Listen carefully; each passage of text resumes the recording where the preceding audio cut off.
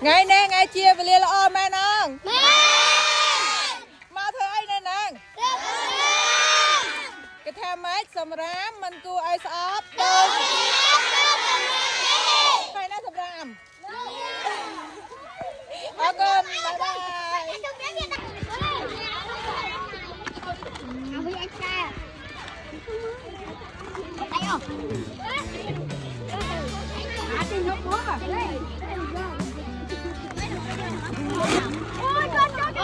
Kê, bây giờ ở khơi được cơ.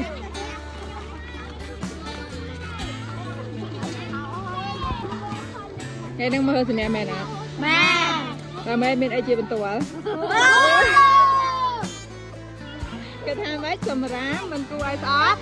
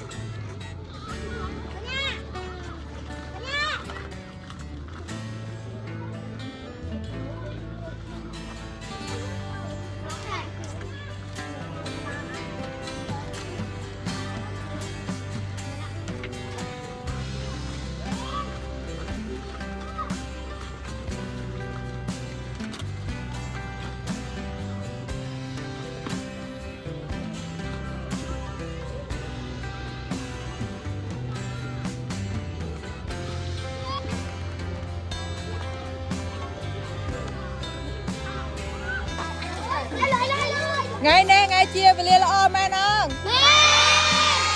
mà thôi ai nè nong cái tham máy sầm rám